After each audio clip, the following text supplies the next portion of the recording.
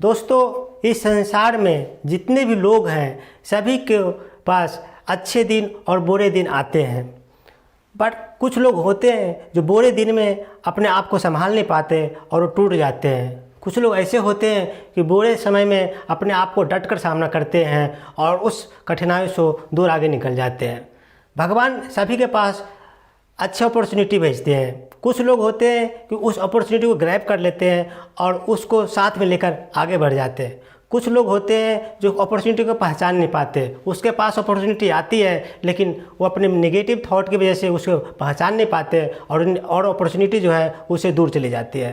फिर बाद में भगवान को दोष देता है कि भगवान मेरे पास कुछ अच्छे अवसर क्यों नहीं भेजते हैं, मेरे लिए कोई अच्छे काम क्यों नहीं भेजते हैं। दोस्त, भगवान सबके पास अच्छे अवसर भेजते हैं, अपॉर्चुनिटी सबके पास आती है, लेकिन डिपेंड करता है कि आप उस अपॉर्चुनिटी को पहचानते हैं या नहीं। अगर आप सही टाइम पे उस अपॉर्चुनिटी को पहचान जाते हैं तो उस अपॉर्चुनिटी को साथ में लेकर आप आगे बढ़ निकल जाएंगे, और जो उस अपॉर्चुनिटी को पहचानेगा नहीं वो अपने लाइफ में पीछे चला जाएगा। फिर बाद में भगवान को दोष देगा कि भगवान मेरे लिए आपने कुछ नहीं किया। भगवान हर किसी के पास अपॉर्चुनिटी भेजते हैं, डिपेंड करता है कि आप उस अपॉर्चुनिटी को पहचान पाते हैं या नहीं पहचान पाते। फॉर एग्ज़ाम्पल,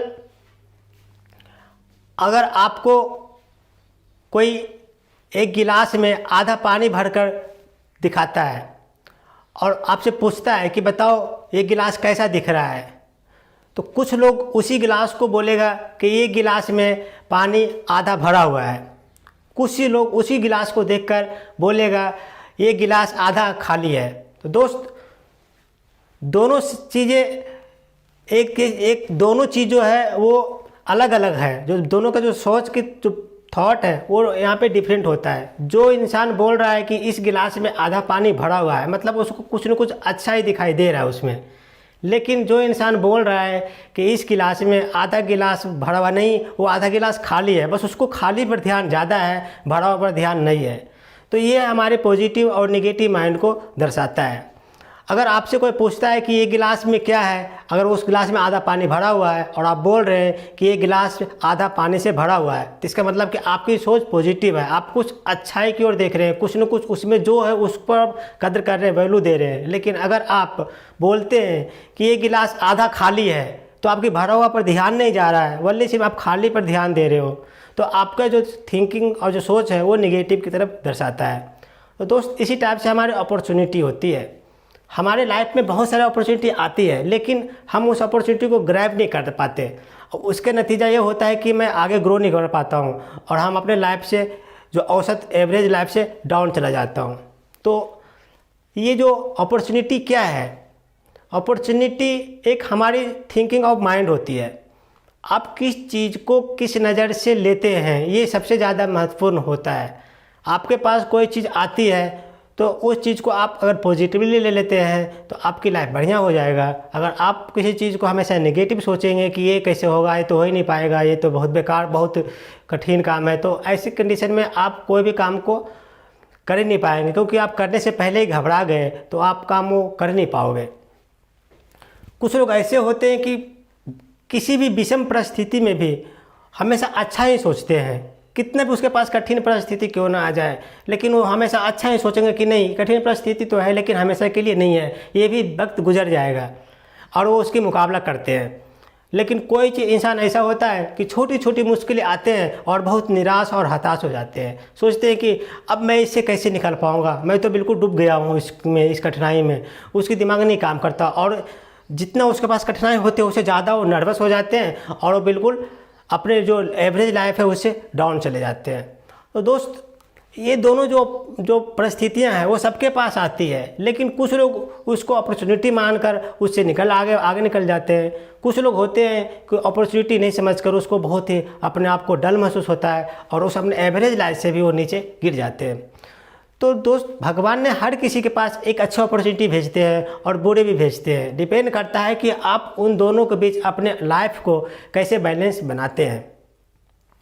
जो अच्छे बिजनेसमैन वाला बंदे होते हैं, जो दूरदृष्टि वाले होते हैं, वो नीरस से नीरस जगह पर भी, जहाँ पर कोई बिल्कुल कोई सुविधा नहीं है, जीने की सुविधा नहीं है, मौलिक चीज़ें भी वहाँ पे व्यवस्थित नहीं है, वैसी चीज़ में भी लोग अच्छे अपॉर्चुनिटी को तलाश लेते हैं। जैसे कि देखते होंगे कोई ऐसा गांव या कोई छोटी सी शहर जहाँ के जीवन यापन बिल्कुल बिल्कुल नॉर्मल सा है, वहाँ कोई प्रोग्रेस नहीं हुआ है, कई सालों से कोई प्रोग्रेस नहीं हुआ है, कोई डेवलप नहीं हुआ है। लेकिन बाहर के कोई ऐसे बिजनेसमैन आ जाता है, उस एरिया को देखता है और उस चीज़ को में उसे क्या ऐसी अच्छी खासियत नज़र आती है कि वहाँ पर अपना बिजनेस सेटअप कर लेता है, और उस बिजनेस सेटअप से वो अपनी ग्रोथ भी करता है और अपने आसपास की ग्रोथ भी करवाता है। तो दोस्त, वो भी तो एक बिजनेसमैन है, वो भी एक इंसान है। जो वहाँ पर जो रहता है उसको वो चीज़ दिखाई नहीं देती है, लेकिन जो बाहर से लोग आते हैं और उस जगह पर जाते हैं और उसके आसपास के लोग देखते हैं तो उसको सिर्फ अपॉर्चुनिटी नज़र आती है। तो ये हम सोचने की नज़रिया होता है, आप कह सकते हैं कि थिंकिंग ऑफ माइंड, क्योंकि हम जहाँ पे रहते हैं वहाँ पर बहुत सारे अपॉर्चुनिटी होती है कमाने की, लिखने की, पढ़ने की, आगे बढ़ने की, लेकिन हमारे जो नज़रिया होता है वहाँ से ज़्यादा सोचने का बहुत दूरदृष्टि हम नहीं बना पाते हैं, जिसकी वजह से हमें कुछ दिखाई नहीं पड़ता, हमें कोई अवसर, कोई मौका नहीं दिखाई पड़ता है। लेकिन वहीं पर अगर कोई बाहर का इंसान आ जाता है, जो बिजनेसमैन आ जाता है और वहाँ के आसपास में देखता है तो उसको बहुत सारी अपॉर्चुनिटी नज़र आने लगती है। वो सोचने लगता है कि यहाँ पर तो ऐसा भी हो सकता है, वैसा भी हो सकता है, ये भी कर सकते हैं, वैसे भी कर सकते हैं, सारा कुछ करने के लिए वो तैयार होता है। उसकी माइंड इस टाइप से डेवलप रहता है कि वो हर चीज़, हर जगह पे कुछ न कुछ अपॉर्चुनिटी देखता है। तो दोस्त, ये हमारा नज़रिया होता है, हमारी सोच पर डिपेंड करता है कि किसी चीज़ को लेकर आप अपने माइंड में कैसा थॉट बनाते हैं। जिस तरीके का आप माइंड में पिक्चर बनाएंगे उसी टाइप के जो हमारे वातावरण का जो एनर्जी होती है आप हमारे साथ अटैच होगा। दोस्तों, एक छोटी सी कहानी से आपको इस चीज़ को समझाना चाहता हूँ। एक समय की बात है, एक बहुत बड़ा बिजनेसमैन था। बिजनेसमैन का जो काम था वो जूते चप्पल की फैक्ट्री का काम था। वो जूते चप्पल के अनेक वैरायटी का वो निर्माण कराता था। तो उसके कई फैक्ट्री थे अपने देश में। एक बार अपने जूते और चप्पल की फैक्ट्री को और विस्तार करने के लिए अपने एक ब्रांच किसी अपने देश से दूसरे देश में लगाने की सोचता है। तो अपने देश से बहुत दूर देश में एक छोटी सी टापू था जो चारों ओर से समुद्र से घिरा हुआ था। बहुत बड़ा एरिया में बहुत बड़ा एक छोटे सा मतलब एक ऐसी कंट्री था जहाँ की बहुत दूर दूर तक समुद्र थे और टापू बसा हुआ था।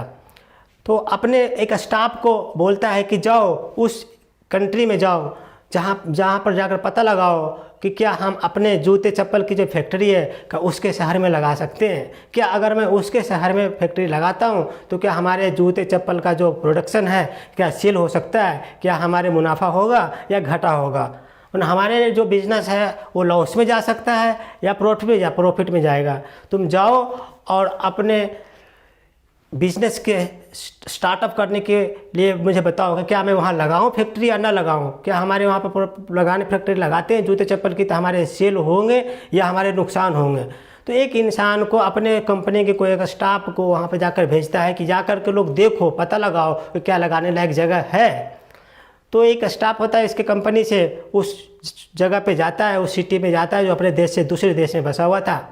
वहाँ पर जाकर जब देखता है तो बहुत ही आश्चर्य होता है। वो देखता है कि यहाँ के जो लोग हैं, यहाँ के जो लोग का जो जीने का जो तरीका है हमारे देश से बिल्कुल ही डिफरेंट है।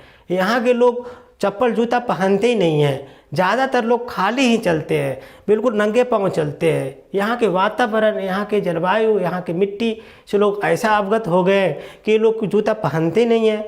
तो मन में ख्याल आता है कि अगर मैं ऐसी जगह पर अपने कम मालिक को बोलूँगा कि जूते और चप्पल की फैक्ट्री लगा दो तो यहाँ पर तो लोग खरीदेगा ही नहीं, खाली पैर चलता है, किसी को चप्पल पहनते देखा नहीं। तो ये मन में बहुत ऐसा ख्याल आता है कि अगर मैं यहाँ लगाऊंगा तो हमारे जो फैक्ट्री का जो ऑनर है उनकी बहुत ज़्यादा नुकसान हो जाएगा। और वो अपने मन में सोचता है कि नहीं, यहाँ लगाने की तो कोई बात ही नहीं हो सकता, क्योंकि यहाँ पर जब जूते लोग पहनेंगे नहीं तो लोग खरीदेंगे कैसे।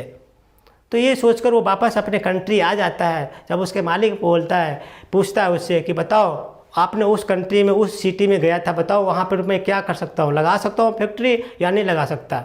तो बोलता है कि सर वहाँ लगाने की तो कोई संभावना ही नहीं है, क्योंकि मैंने देखा वहाँ के जो मैक्सिमम लोग होते हैं, मैक्सिमम से मैक्सिमम लोग होते हैं, वो ना जूते पहनते हैं ना चप्पल पहनते हैं। अगर वैसे स्थिति में अगर मैं आपको बोल दूँ कि आप वहाँ पर फैक्ट्री लगा दीजिए चप्पल जूते की, तो आप बहुत ज़्यादा नुकसान में चले जाएंगे। इसलिए मैं तो ये सजेस्ट करता हूँ कि वहाँ पर लगाने की जगह कोई है ही नहीं, वहाँ लगाने लायक अपनी फैक्ट्री है नहीं। इससे अच्छा है कि अपने कंट्री में कहीं और दूसरे ब्रांच खोल लीजिए और किसी और दूसरे सिटी में खोल लीजिए।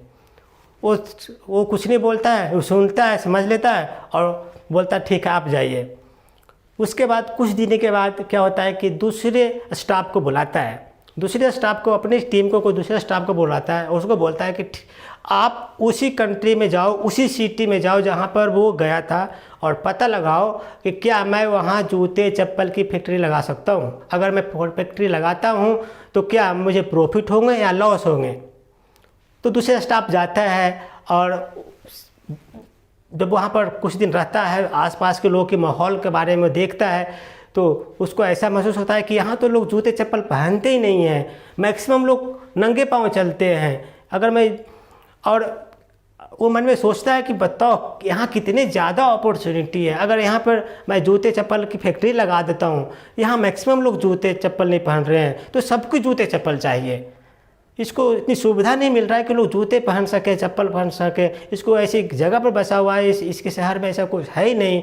तो अगर मैं यहाँ पर जूते और चप्पल की फैक्ट्री लगा देता हूँ तो हमारे तो सेल डबल के बढ़ेंगे, बिल्कुल स्पीड से बढ़ेंगे, क्योंकि यहाँ पर सबको चाहिए जूते, सबको चाहिए चप्पल, सब लोग नंगे पाँव घूम रहे हैं, मैं सबको जूते चप्पल पहना दूंगा यहाँ पे। तो इसकी थिंकिंग उसके थिंकिंग से बिल्कुल डिफरेंट था। पहले वाला जो स्टाफ था वो सोच रहा था कि यहाँ तो कोई पहनता नहीं है तो मेरे जूते चप्पल की फैक्ट्री लगाने से कोई फ़ायदा नहीं है, क्योंकि हमारे तो लॉस में चला जाएगा। जब लेकिन दूसरा स्टाफ आता है और वो सोचता है कि यहाँ तो कोई जूते चप्पल नहीं पहनता, इसका मतलब है कि सबको मैं जूते चप्पल पहना सकता हूँ। अपनी अगर फैक्ट्री यहाँ पर सेटअप किया जूते चप्पल की, तो सभी लोग हमारे जूते चप्पल खरीदेंगे और सब अपने पैरों में जूते चप्पल पहनने की आदत डालेंगे। तो हमारे यहाँ तो सिर्फ लाभ ही लाभ है, लॉस की तो कोई गुंजाइश ही नहीं है। इसलिए मैं अपने बॉस को बोलूँगा कि यहाँ पर जितना है जल्दी कोशिश करें, यहाँ पर जल्दी से जूते चप्पल के सेटअप लगाइए, फैक्ट्री लगाइए। मैं तो बोलूँगा कि जितना आपने सोच रखा उससे डबल की बजट के, डबल की ज़्यादा वहाँ पर लगाइए, ताकि यहाँ पर सबको चाहिए जूते और चप्पल, क्योंकि यहाँ मैक्सिमम लोग पहनते ही नहीं हैं। तो जब ये अपने बॉस के पास ये सारी चीज़ बताता है तो ये उसके बॉस इससे खुश हो जाता है।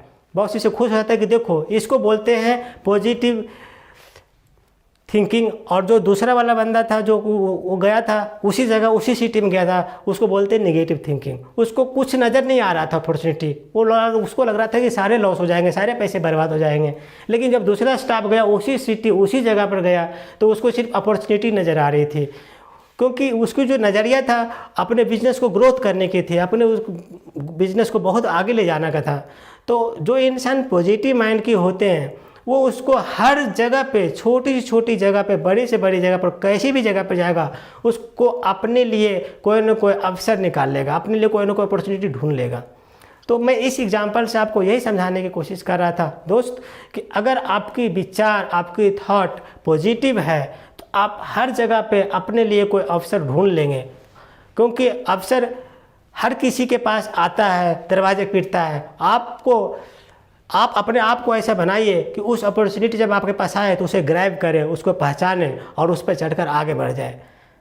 कई लोग के पास अपॉर्चुनिटी आता है, दस्तक भी देता है, लेकिन वो दरवाज़ा नहीं खोलता है और उसको अपॉर्चुनिटी आती है, उसके सामने से होकर गुजर जाती है, फिर बाद में भगवान को दोष देता रहेगा कि नहीं हमारे लिए भगवान आपने कुछ भेजा ही नहीं। तो दोस्त अपना नज़रिया बदलिए। अगर आप अपना नज़रिया नहीं बदलेंगे तो आपका फ्यूचर नहीं बदलेगा।